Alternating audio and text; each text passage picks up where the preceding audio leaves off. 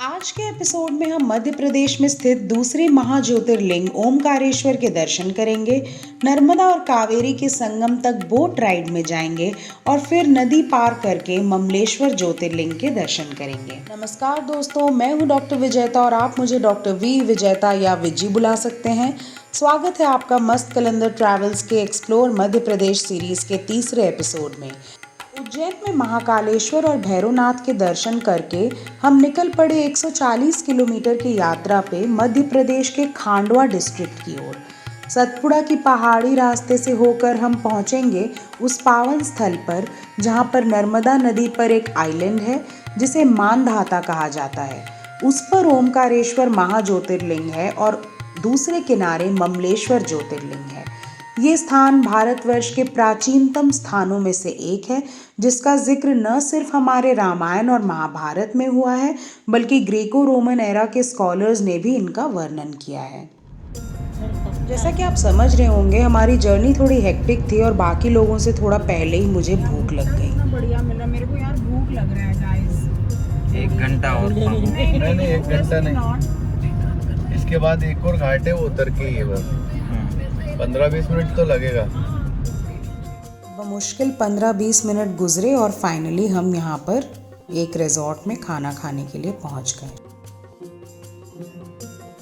Desert में sizzling brownie खाकर हम खुशी खुशी आगे के रास्ते को निकल गए। दोस्तों, जैसा कि मैं पहले भी बोल चुकी हूँ, हमारे ज़्यादातर मंदिर इतने प्राचीन हैं कि इनका कोई एक ठोस इतिहास नहीं होता।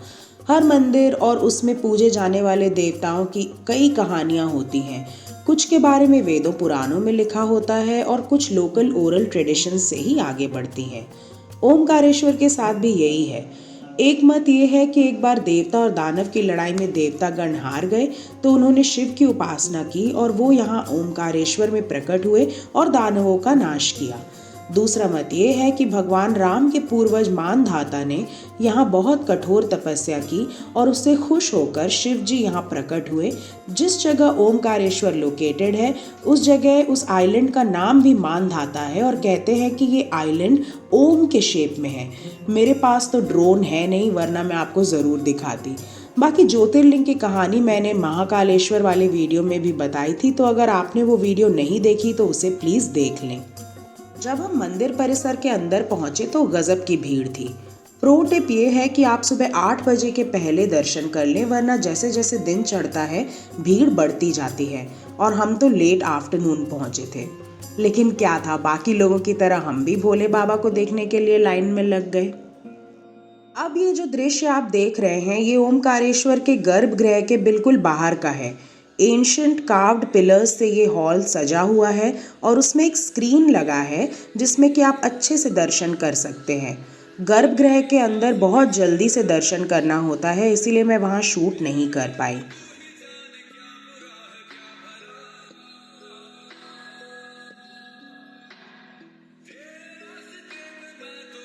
दर्शन करने के बाद हम यहाँ से उतरकर नदी की ओर बढ़े। दोस्तों, वैसे तो इस धरती में हर नदी का अपना मान है, लेकिन गंगा के बाद अगर कोई नदी सबसे ज़्यादा पूज्य मानी जाती है तो वो है नर्मदा। नर्मदा को शिव की बेटी कहा जाता है। कहा यह भी जाता है कि नर्मदा के हर कंकर में है शंकर। असल में नदी की ज़मीन मार्बल के जैसे एक स्टोन से बनी है जो समय के साथ लिंग का शेप ले चुके हैं। नर्मदा से निकले इन लिंग रूपी पत्थरों को बाण लिंग कहा जाता है और इनको भगवान का रूप ही माना जाता है। यहाँ के दुकानों में अलग अलग साइज़ के बाण लिंग मिलते हैं, पर हमारी सासू माँ और भाभी ने डिसाइड किया कि जब हर कंकर में शंकर हैं तो क्यों ना खुद ही से उन्हें चुन लें।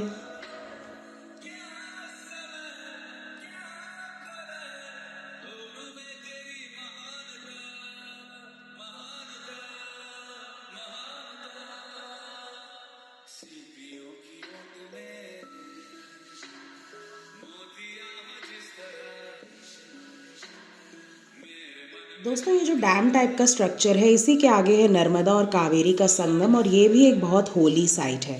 ये कुबेर जी का स्थान बताया जाता है और यहाँ पर लोग अपनी भौतिक मनोकामनाएं पूरी करने के लिए आते हैं। वहाँ से हमने वापसी किया और अब हम जाएंगे नदी के दूसरी ओर जहाँ पर ममलेश्वर ज्योतिर्लिंग है।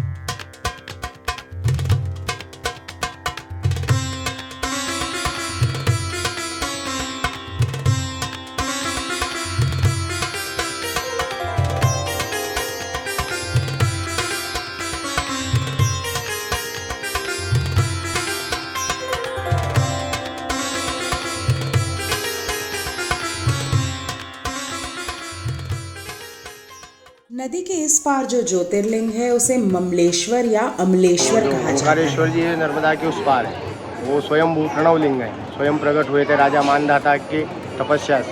राजा मानधाता भगवान राम के पूर्वज की तपस्या से भगवान ओंकार जी स्वयं प्रकट हुए। और ममलेश्वर ये ज्योतिर्लिंग है, ये स्थापित किए गए हैं पांडवों द्वारा। जो प्राचीन कालीन थे, पांडव थे, भीम अर्जुन नकुल सहदेव, जो पांडव रहते थे, उन्होंने यहाँ ममलेश्वर जी की स्थापना की थी। आदि गुरु शंकराचार्य जी ने दर्शन किया, जल पूजन करवाया, फिर उधर ओंकारेश्वर जी के दर्शन किए। ये ओंकार ममलेश्वर दोनों का मिल के एक होता है। ये त्रिपुरी क्षेत्र है ब्रह्मा विष्णु महेश का। माना गया है कि आदि शंकराचार्य अपने गुरु गोविंद भगवत पद से यहीं पर मिले थे, क्योंकि बरसात के मौसम में भक्तगण नदी पार करके मानधाता आइलैंड में जाकर ओंकारेश्वर के दर्शन नहीं कर पाते थे। इसीलिए आदि शंकराचार्य ने यहाँ ममलेश्वर मंदिर को खासा महत्व प्रदान किया। आज भी जब ओंकारेश्वर जाना नहीं हो पाता तो ममलेश्वर के दर्शन को ही पूर्ण दर्शन माना जाता है।